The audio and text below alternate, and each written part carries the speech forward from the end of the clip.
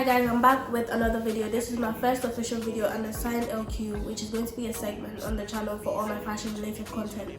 Today I've got with me my latest purchase, my new sewing machine, which is a Singer Heavy Duty 4432. And without talking too much, let's just get into the unboxing.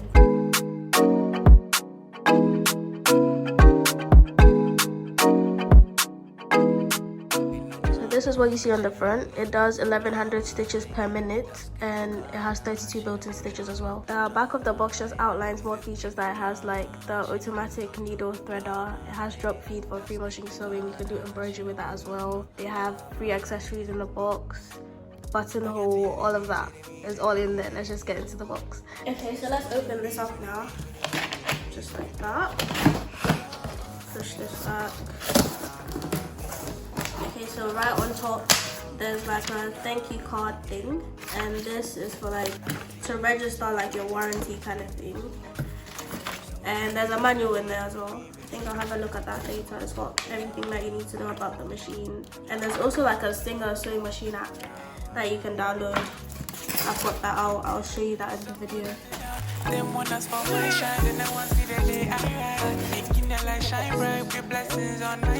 In the base of the box there's free accessories. Well, let's do the machine first.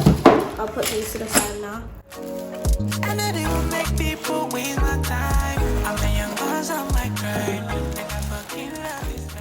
Wow, it's quite heavy. Well, I expected it's heavy duty, isn't it? It should be heavy. Just move these here and take off that wrap. So here I've got the dust cover.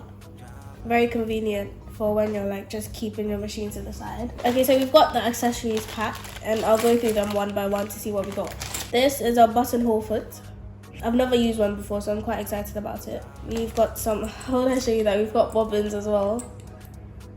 This is the spool holder, so I'm assuming it goes right there to keep the thread in place. So that's the spool holder. Extra needles. This is an auxiliary spool pin. So that goes up here. Assuming you're using like another spool of thread, you can put that there as well. This is a brush. I've never used this before. I don't know what it's meant for, but I'm assuming it's meant to brush things. And inside it there's a seam ripper. This is a screwdriver. I don't know what the actual name is. I just know it's a screwdriver for like screwing stuff. This is a button sewing foot. I don't know how to use it yet. And this is a zipper foot. And the last thing we've got in here is this. It is a quilting edge. I think I would have to figure out how to use this if I would ever use it. Okay, now let's get into the machine. This, I'm assuming, is the foot pedal. Let's take that out.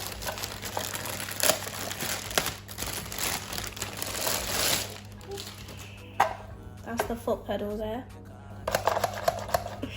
This is what the machine looks like an overview. And it's got a little piece of plastic here that I'll take off. Okay, so this is the removable extension table.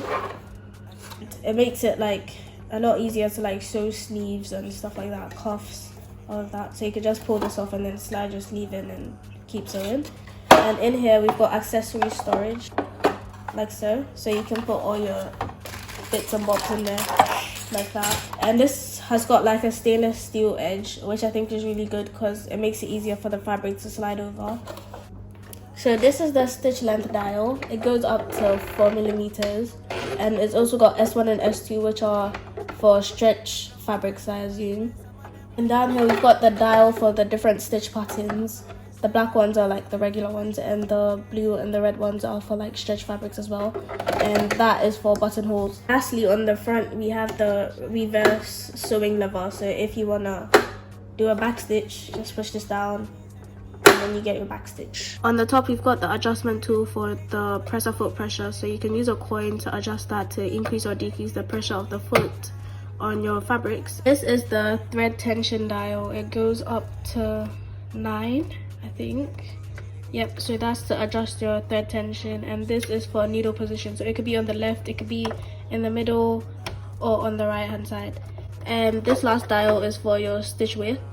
So from 6 to 0.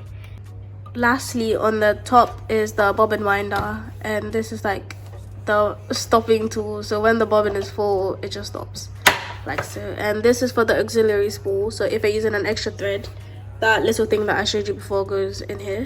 And this is for your threads that you're using. Just slide them in there, put the spool stopper there, and that's it.